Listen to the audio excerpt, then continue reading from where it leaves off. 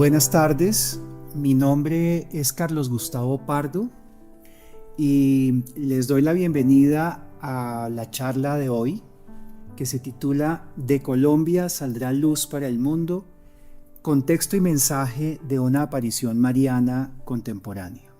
Después de hacer la mención, una breve mención al significado de las advocaciones principales de esta manifestación, quisiera referirme al aspecto formal de la transmisión del mensaje. Es decir, no solamente el contenido del que hemos hablado brevemente, que mencionaremos un poco más en detalle más adelante, pero sobre todo el aspecto formal, porque constituye un aspecto muy llamativo de la dimensión extraordinaria de la manifestación, como es la voz de la Virgen. Yo quisiera proponer una reflexión sobre el significado o aproximarme siquiera un poquito a lo que yo entiendo del significado de la voz de Nuestra Señora en dos dimensiones: el tono y el acento. Quiero hablar sobre todo en esta primera instancia del acento. Es un acento español y eso es muy llamativo nuevamente, porque Nuestra Señora no utiliza la voz del instrumento siempre ni en la mayor parte de las apariciones o manifestaciones, pero cuando lo ha hecho, siempre lo ha hecho en la órbita geográfica de América Latina. En Chile, en los años 80, en Ecuador, en Cuenca, a través de Patricia Talbot, y en Colombia, por lo menos, en Pereira y en Bogotá, a través de Carolina. Y en los cuatro lugares, el acento de Nuestra Señora es un acento español, es un acento castellano. Yo recuerdo que cuando hablamos de este tema con Carolina, yo le pregunté: ¿por qué crees tú que la Virgen habla con acento español? Y ella me dio una respuesta que me parece absolutamente clara, y quiero que ese sea el punto de partida de esta reflexión. Ella contestó: porque de España nos vino la fe. Y de España efectivamente nos vino la fe. Es verdad que no todo lo que hizo España en América es acorde con los valores y los principios del cristianismo.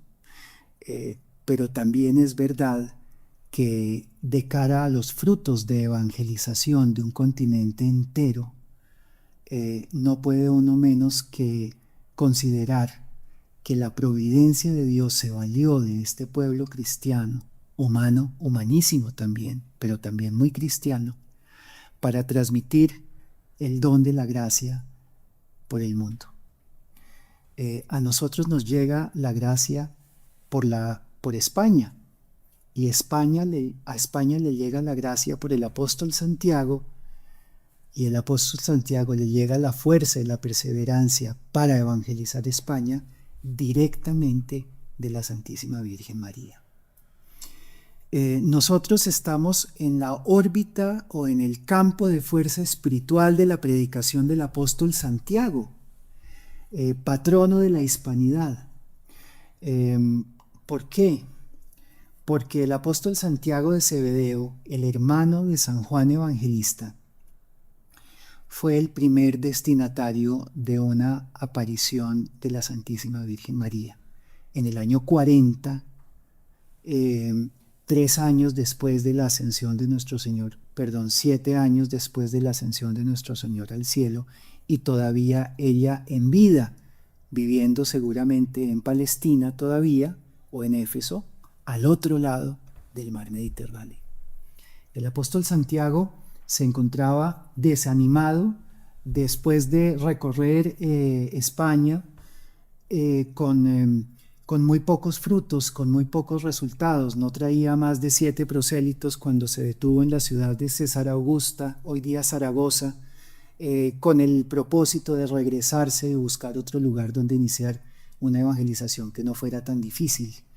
Y a punto de abandonar el empeño, se le aparece Nuestra Señora sobre una columna de jaspe que también se aparece allí, de 1,77 m de altura, en las orillas del río Ebro, en las afueras de la ciudad de Zaragoza, para animarlo, para que siga adelante en el empeño de evangelización, porque el pueblo que él iba a evangelizar iba a difundir la fe de nuestro Señor por todo el mundo.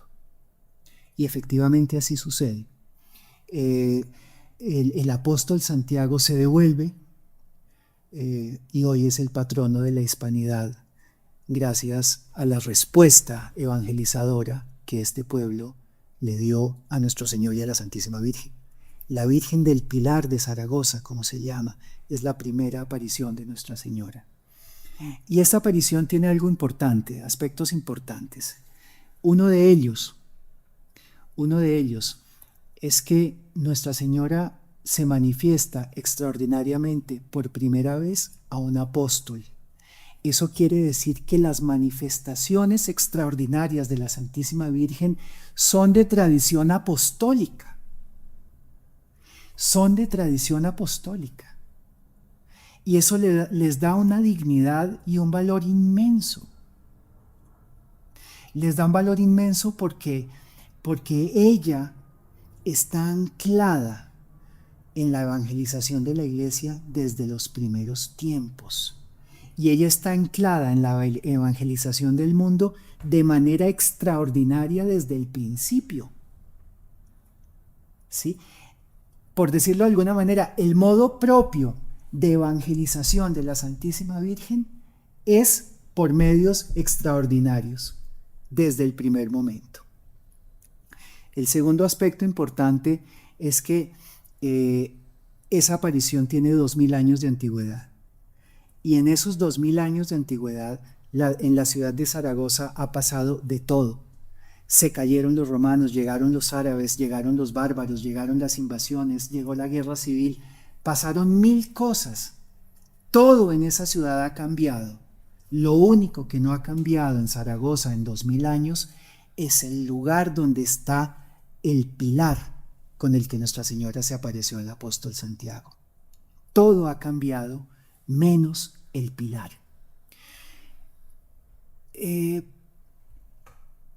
La predicación de Santiago, que es una predicación tan mariana, tiene ese rasgo especial, y es el rasgo especial de los signos contundentes.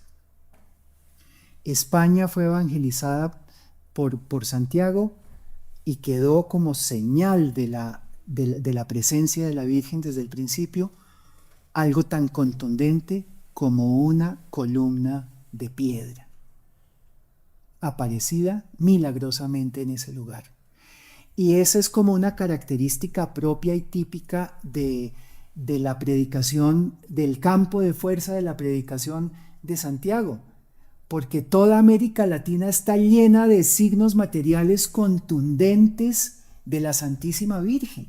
Piensen nomás en la tilma de Guadalupe, qué signo contundente, visible, milagroso, presente a los ojos de todos. Y piensen también en la reliquia de Coromoto en Venezuela, que es algo parecido pero pequeñito, y que el milagro está cada vez que se profundiza más con el microscopio al ver esa imagen.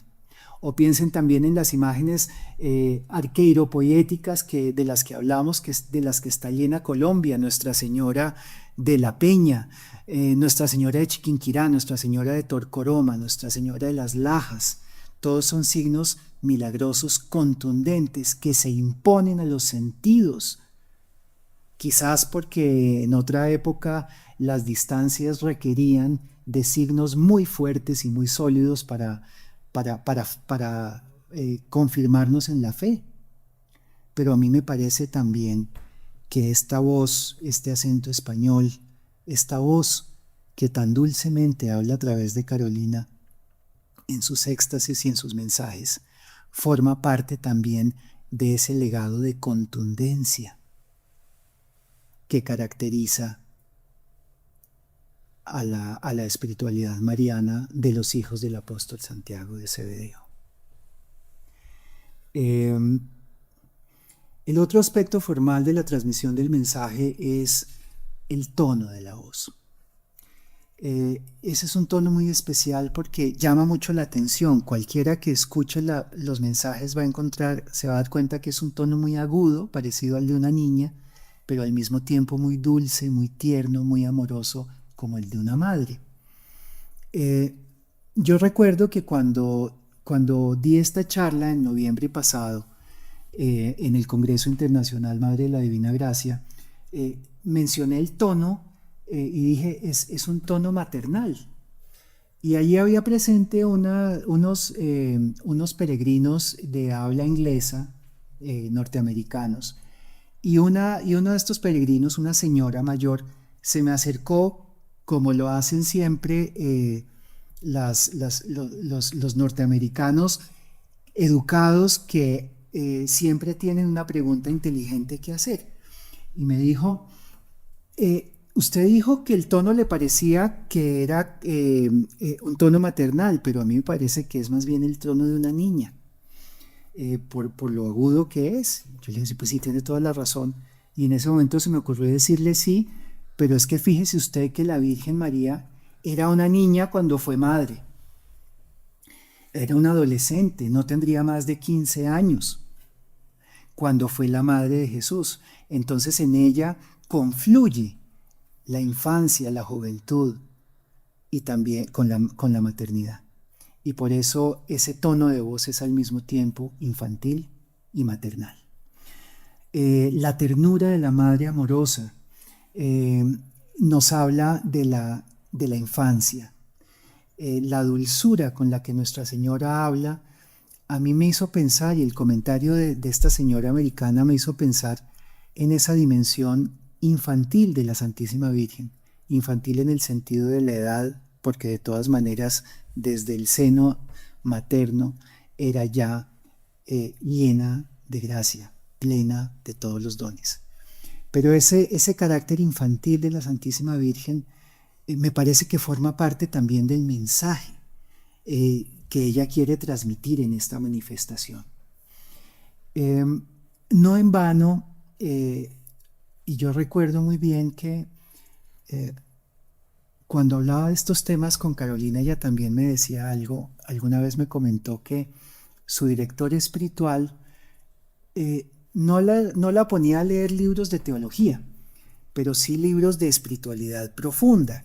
Y uno de los libros que le recomendó, que ella más le dio en el corazón, más le llegó al corazón, fue La historia de un alma de Santa Teresita del Niño Jesús, de Santa Teresita de Lisieux, nombrada doctora de la Iglesia por el Papa Juan Pablo II, a pesar de que murió a los 24 años. La historia de un alma de Santa Teresita relata el caminito de espiritualidad que ella encontró en el Carmelo de Lisieux, que ella llamó el caminito de la infancia espiritual. Santa Teresita decía que para ella ponerse a leer a los grandes ascetas carmelitas, era muy aburrido porque ella no tenía el temperamento del rigor y de la disciplina de los santos españoles. Ella era una niña francesa que le gustaba el arte, la música y la poesía. Dice Santa Teresita que para ella era muy arduo entender el crecimiento espiritual y la búsqueda de la santidad, subiendo escalones cada vez más altos, peldaños cada vez más difíciles de subir, pero que ella había descubierto un ascensor, que no tenía que subir por la escalera sino por un ascensor, y ese ascensor era el abandonarse en los brazos de Dios como se abandona un bebé en los brazos de su madre. Y ese era el camino de abandono que ella llamó la infancia espiritual.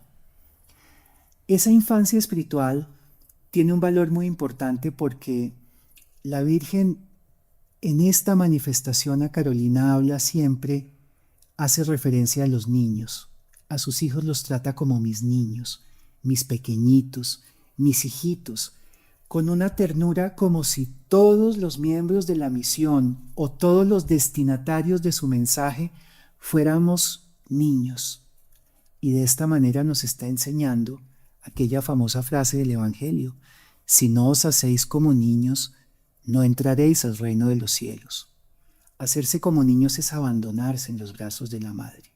Ella nos está invitando a seguir ese camino, ese caminito de la infancia espiritual, abandonándonos también en sus brazos como un niño pequeño, dejarnos arrullar por la ternura de sus palabras, que nos habla y nos dice: niños, hijitos pequeños, hijitos lindos.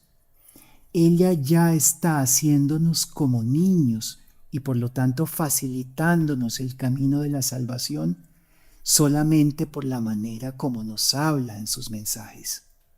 De esa manera ya nos está haciendo como niños.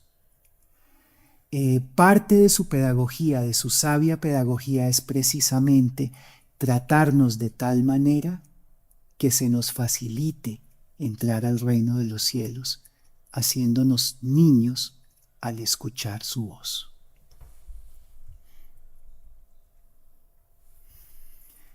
Otro aspecto, el contenido del mensaje.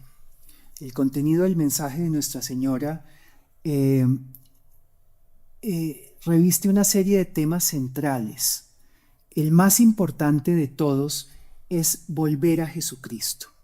Nuestra Señora no se manifiesta para ser el centro de la vida de nadie.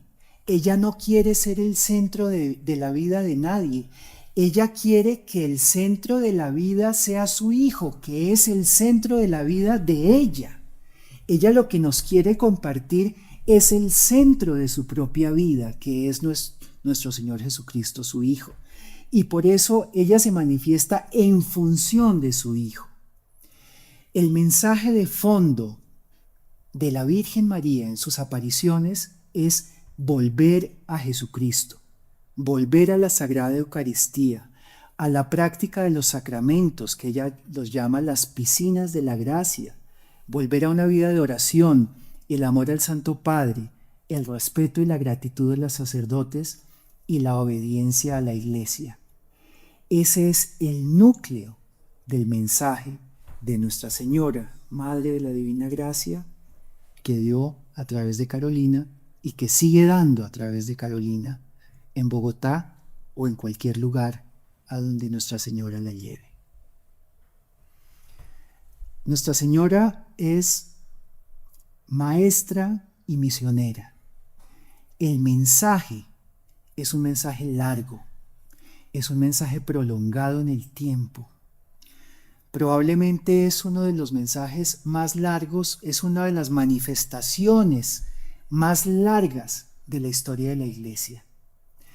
La más larga de todas es la aparición del Laus, que duró 51 años, la Virgen apareciéndose a su instrumento en los Alpes franceses en el siglo XIX.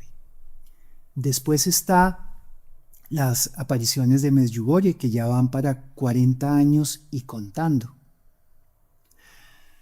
Pero esta manifestación en Bogotá de la Madre de la Divina Gracia, de la Rosa de la Paz, es una manifestación que ya ha pasado los 30 años y se cuenta, por tanto, entre las manifestaciones más largas de la historia. Uno podría preguntarse, ¿por qué tan larga? ¿Por qué tantos años hablando ella?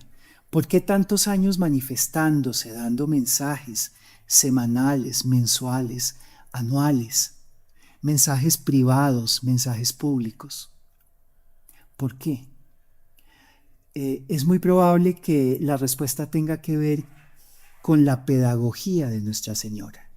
Porque si alguien lee en detalle la secuencia de los muchos mensajes que Nuestra Señora ha dado en esta manifestación, se va a encontrar con que esos mensajes lo que relatan es el proceso de formación de una comunidad misionera.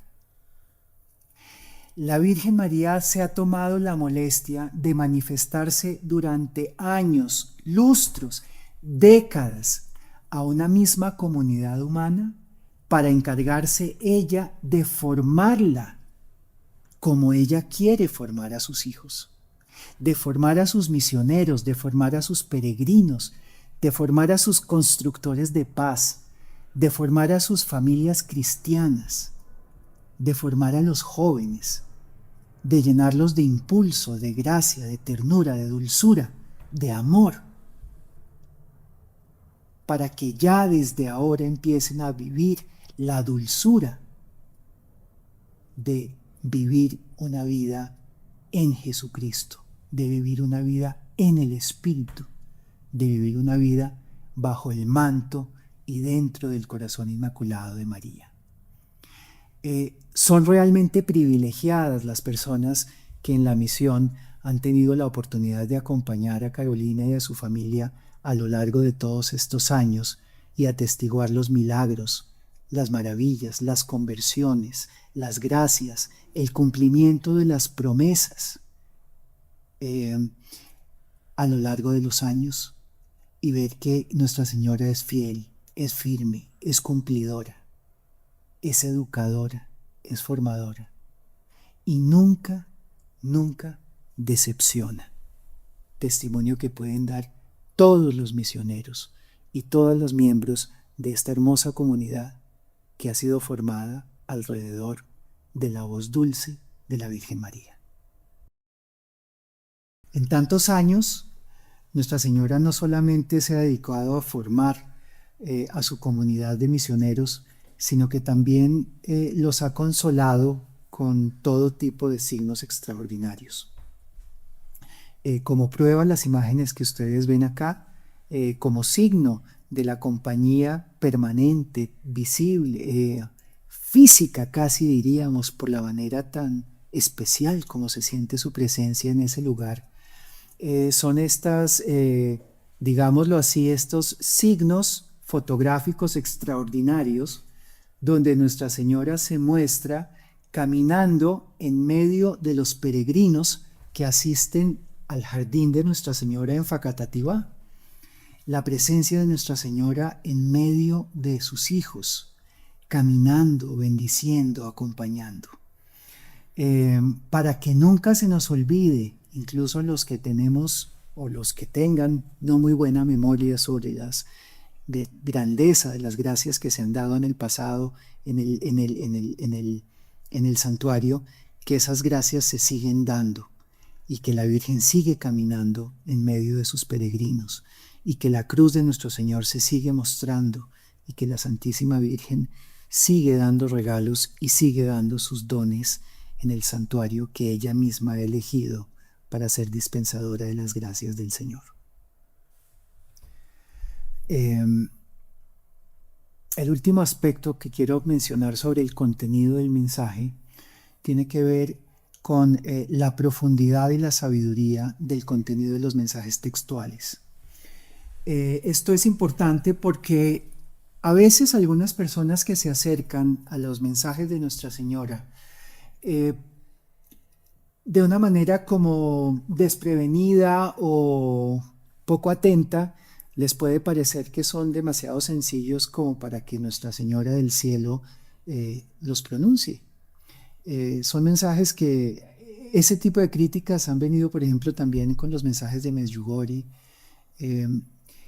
Y en este caso, pues, se escuchan a veces personas como que no se dan cuenta o como que les parece que es algo, palabras muy sencillas. Sin embargo, este es un rasgo característico de la práctica totalidad de las manifestaciones de Nuestra Señora en todo el mundo. La sencillez de los mensajes. Ella es una maestra que utiliza palabras y que utiliza expresiones que todo el mundo puede comprender. Por eso la sencillez de sus mensajes. Pero atención, a lo largo a pesar de esa sencillez o debajo de esa sencillez, se esconde mucha profundidad y mucha sabiduría. Y esto ocurre con todos los mensajes de Nuestra Señora que ha dado en el mundo. La persona que acompaña esta parte de la charla en esta fotografía es San Maximiliano Kolbe, que todos conocemos, un santo franciscano, devoto de la Santísima Virgen, apóstol de la Inmaculada, estuvo en Japón, difundiendo la devoción a la Inmaculada y regresó a su Polonia natal durante la Segunda Guerra Mundial, donde es detenido y muere en un campo de concentración. San Maximiliano Kolbe tiende a ser más conocido como mártir que como mariólogo, y sin embargo es uno de los mariólogos más originales y más interesantes del siglo XX, y lo es por una razón. Cuando él era joven, tuvo una enfermedad en una mano que se curó milagrosamente por la intercesión de Nuestra Señora de Lourdes.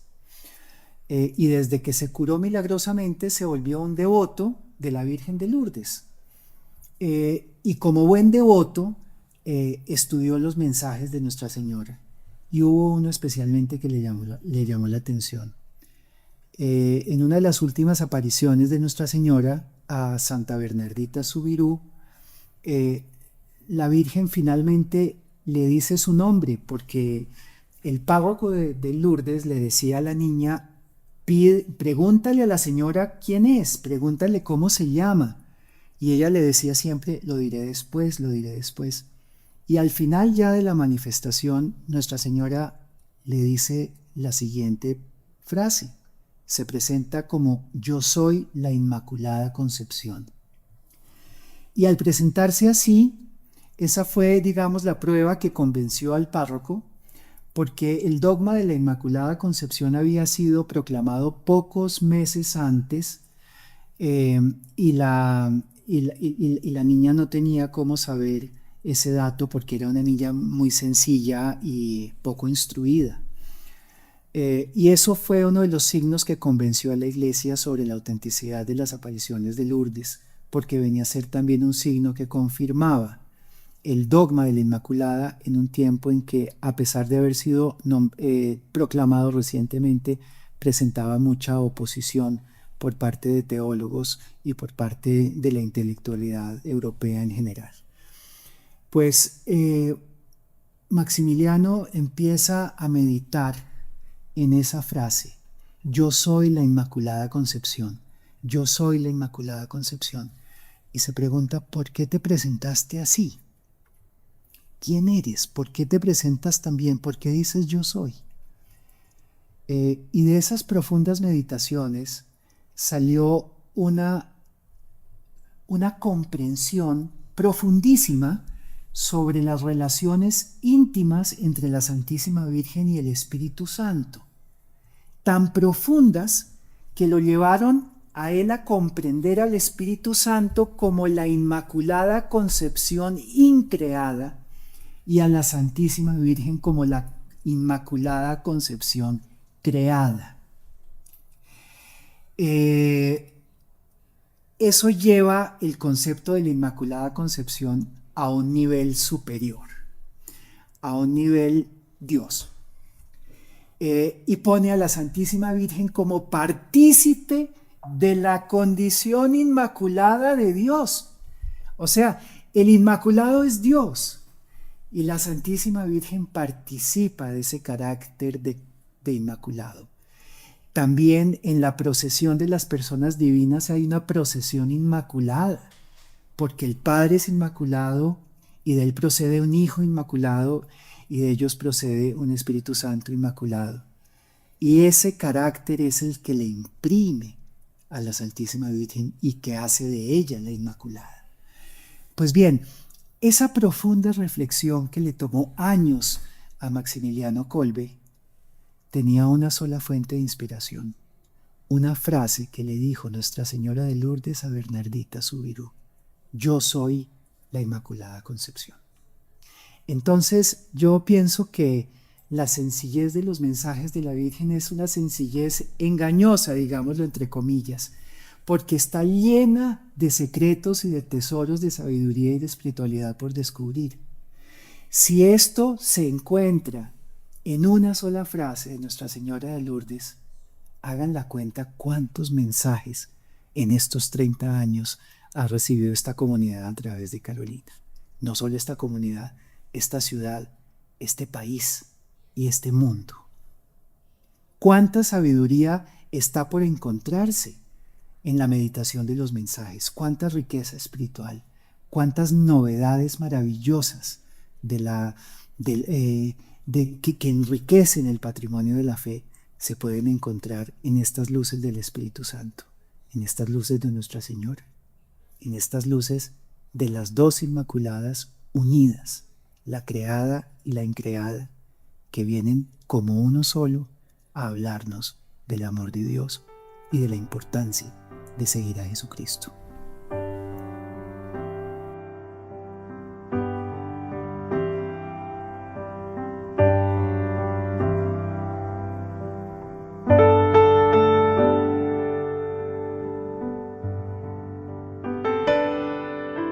La última sección de esta charla se retrotrae a un detalle del comienzo de la conversación, del relato de mi primer encuentro con Carolina como estudiante de la Universidad de La Sabana.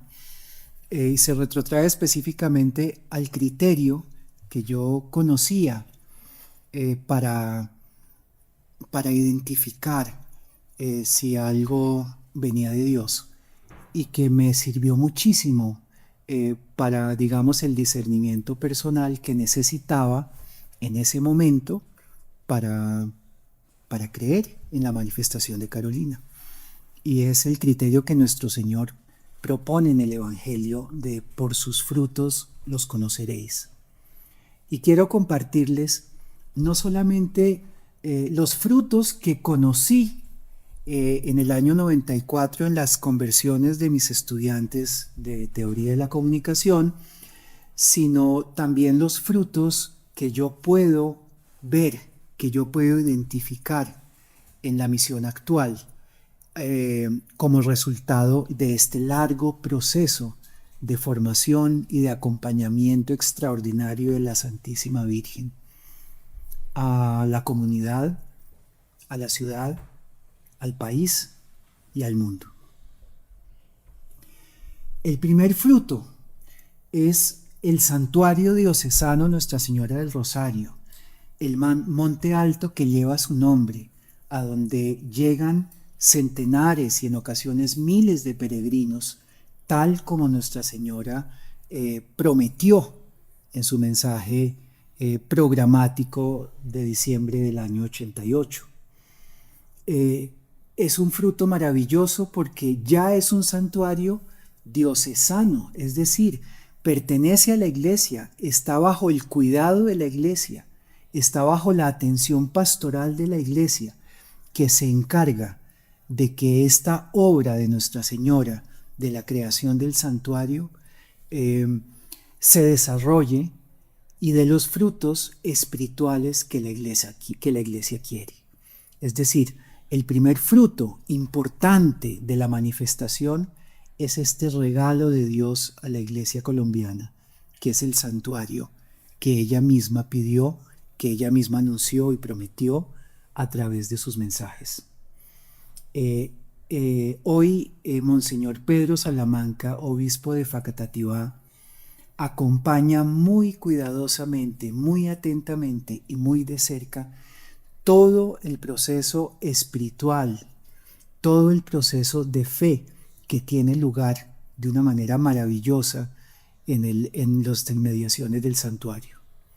Cabe agregar que la fuerza espiritual de este lugar es tal que es santuario sin todavía tener templo.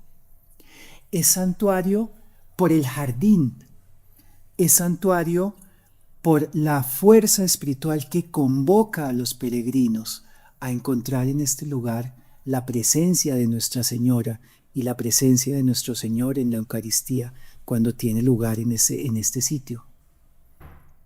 Es decir, el templo se construirá cuando ya este lugar era santuario. Esto es algo también muy poco común en la historia de los santuarios marianos contemporáneos. Un segundo fruto que veo muy importante es la prueba del tiempo. La prueba del tiempo tiene que ver con los años que han transcurrido desde que Nuestra Señora llamó a los 3 instrumentos con los que conformó su círculo en Bogotá.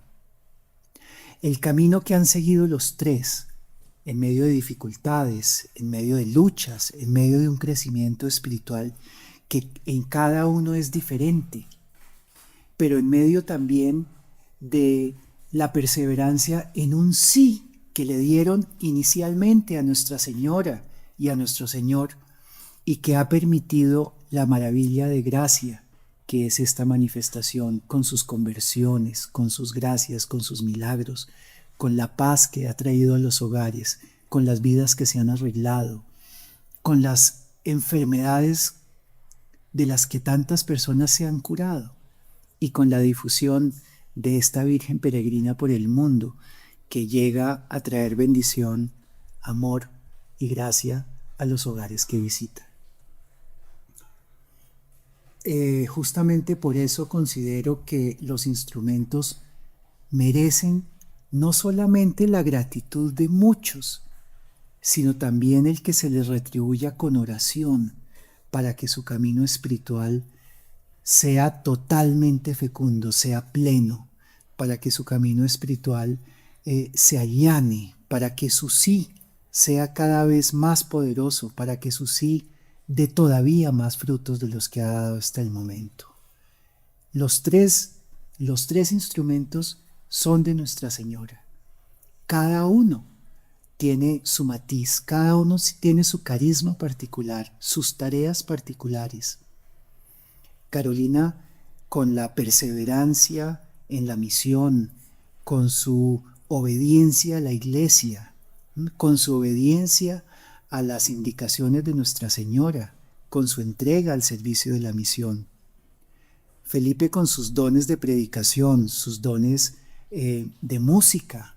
No hay que olvidar que su obra musical forma parte de la renovación litúrgica de nuestros tiempos, con esa música que conduce a la fe directamente, que mueve a la oración, que invita a tener sentimientos tiernos y dulces hacia Dios y hacia la Santísima Virgen. Una música que muchas veces se ha manifestado llena de dones especiales, que ha permitido sanaciones, que ha permitido liberaciones, que ha permitido conversiones. Y la espiritualidad hermosa del santuario que está en los mensajes de Carolina Jiménez, en la espiritualidad donde se asocia el campo con el crecimiento espiritual, donde todos los símbolos del campo, del cultivo, de la tierra, del amor a la tierra, del cuidado de la naturaleza, se vuelven analogías de la vida espiritual en este hermoso jardín que Nuestra Señora les dictó y los invitó a promover a los tres. Otro fruto importante son los cuidados de la Iglesia.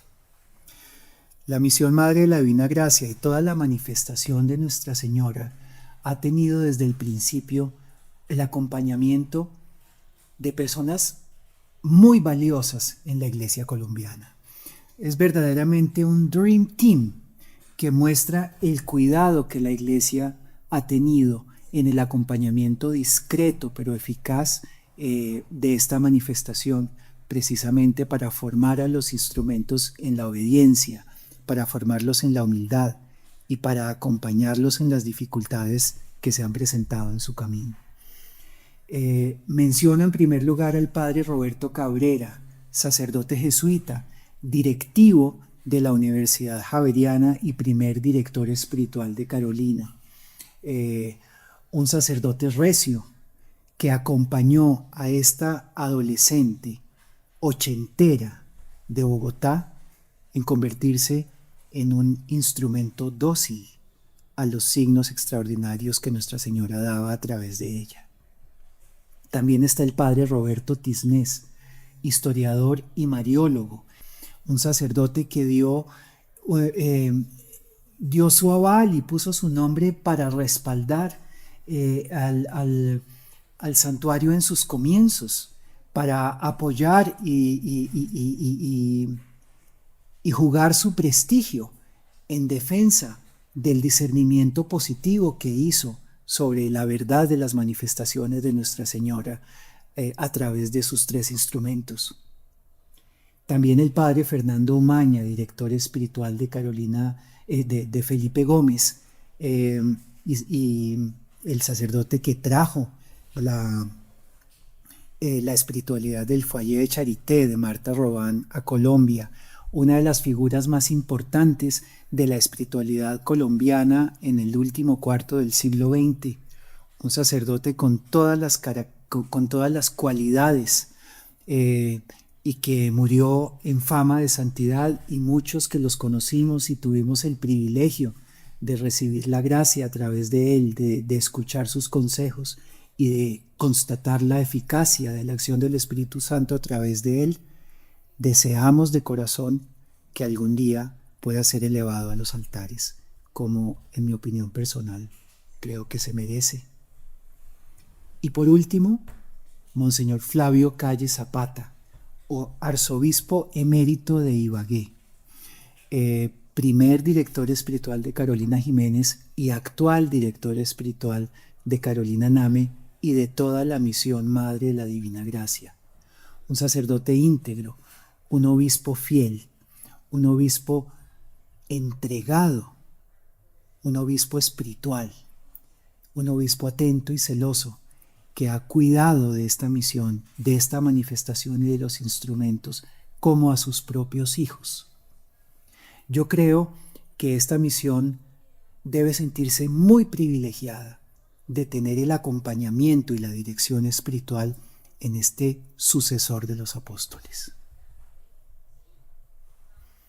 Otro fruto valioso, muy importante, es la armonía entre lo extraordinario y lo cotidiano que se palpa en la misión y que se palpa en la comunidad que se forma alrededor de las manifestaciones marianas.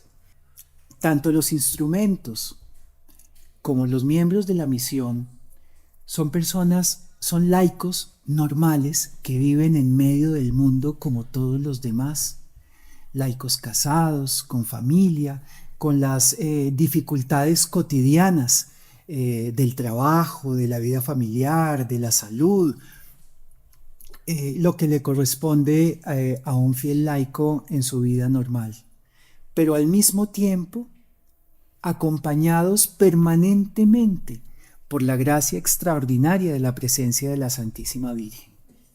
Esa combinación entre lo cotidiano y lo extraordinario es, a mi juicio, uno de los frutos más hermosos, diría yo, más sobrenaturales que puedo ver en la misión y en la manifestación. Porque en este espacio comunitario, lo cotidiano, lo extraordinario es cotidiano por la presencia cotidiana de Nuestra Señora. Y lo cotidiano se vuelve extraordinario también, porque la presencia permanente de la gracia de Dios, la compañía permanente de la Santísima Virgen, lo que hace es elevar espiritualmente la vida cotidiana a un nivel de cercanía con Dios y a un nivel de sentido distinto, un nivel de sentido en el servicio, en el amor al prójimo, en la caridad, en la fe, en la oración, en el deseo por transmitir el amor de Dios a todas las personas, desde la vida cotidiana. Es esta interacción entre lo extraordinario y lo cotidiano lo que explica la difusión silenciosa, discreta, pero muy eficaz de la Virgen peregrina por el mundo, de boca en boca, de mano en mano, de laico en laico. También explica las obras de caridad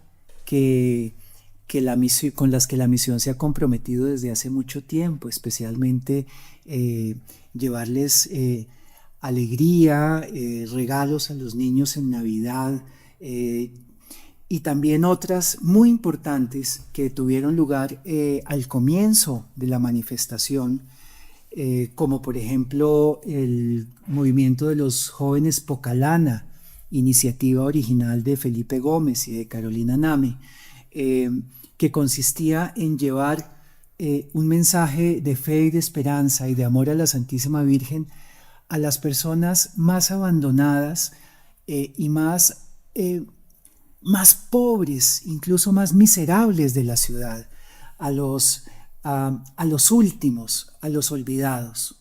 Esta foto, por ejemplo, de Felipe Gómez, joven, en los veintitantos, rodeado de personas de la calle, de mendigos, de habitantes de calle, todos ellos rezando al lado de la imagen de la Santísima Virgen, lo que muestra es la eficacia de esa iniciativa y la importancia de que persevere, que continúe y que no se pierda.